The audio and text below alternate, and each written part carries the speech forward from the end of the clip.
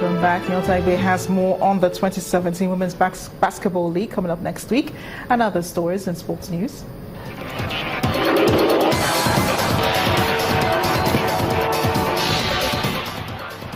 Thank you, Martin. Welcome to Sports News. The 2017 Women's Basketball League will start on April the 10th in Abuja. The Nigeria Basketball Federation says 17 clubs have been cleared to feature in the league, while the final players will be in Lagos. The Basketball Federation has also secured a 35 million naira sponsorship deal from a financial service provider. First Bank of Lagos are the current champions of the Women's Basketball League. Stephen O'Day scored his 13th goal of the season as MFM FC returns to the top of Nigerian Professional Football League with a 2-1 win over Abia Warriors in Lagos. Nigeria's CAF Confederation Cup campaigners Rivers United and Rangers failed to capitalize on their home advantage.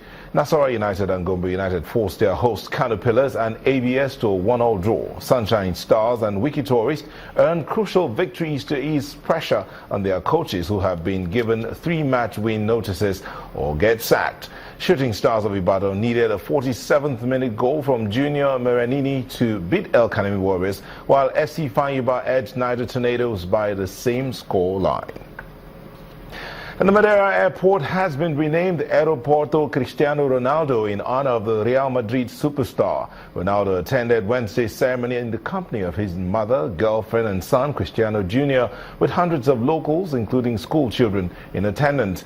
The airport renaming follows his homecoming game against Sweden, a return to Madeira's capital, Funchal, where Portugal has not played for 16 years. Wednesday's ceremony also featured the unveiling of a Cristiano Ronaldo bust, which has been heavily criticized for having zero resemblance to the Portugal captain. And Argentina is set to appeal Lionel Messi's 4-match suspension even as their manager Edgardo Basel questions the timing of the suspension handed down to his captain. In Messi's absence, Argentina slipped to a damaging 2-0 defeat in Bolivia with goals from Juan Carlos Arce and Marcelo Martins, leaving their qualification hopes for next year's World Cup hanging in the balance. Barcelona's star was banned for abusing an assistant referee during last Thursday's win over Chile. That's it on Sports News. Marty will be back with the rest of the news at 10.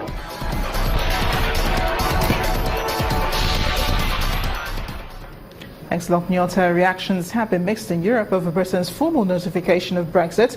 Germany's Chancellor Angela Merkel said EU states did not want this day to come because it was losing a strong and important member state, but emphasized that Britain was still related to the EU through its commitments to NATO and other member states.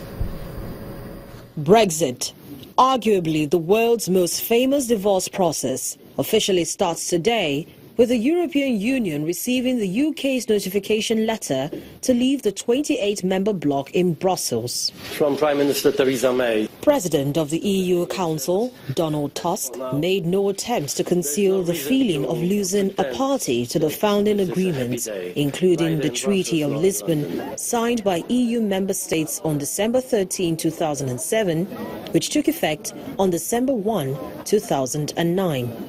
After all, most Europeans, including almost half the British voters, wish that we would stay together, not drift apart. As for me, I will not pretend that I'm happy today.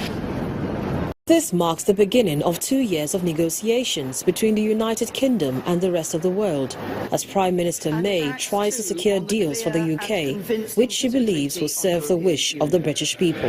The Article 50 process is now underway, and in accordance with the wishes of the British people, the United Kingdom is leaving the European Union. While Mrs. May says leaving the Union is not leaving the family, she remains resolute that going the journey alone as a sovereign state will be in the interest of Britain.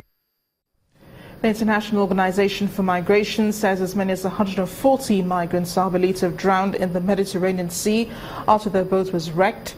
One survivor recounted his ordeal, saying the boat started to take on water after it left Sabratha in Libya earlier in the week.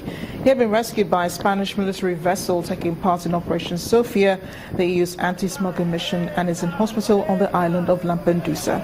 The IOM says nearly 600 migrants have died or gone missing along the Libyan coast since January. And the main news again. The Senate today suspended Senator Ali Ndume for 6 months for allegedly bringing Senate President Bukola Saraki, Senator Dino Melaye, and the institution to disrepute. Also today, the Senate resolved to investigate remarks by Professor Ishe Sage, allegedly describing some senators as questionable characters. But Professor Sage insisted that the Senate has no power to summon him. And UK Prime Minister Theresa May today formally kick-started the process of getting her country out of the European Union. That'll be all on the news at 10 tonight. Thanks for watching. I am Amarachi Ubani. Good night.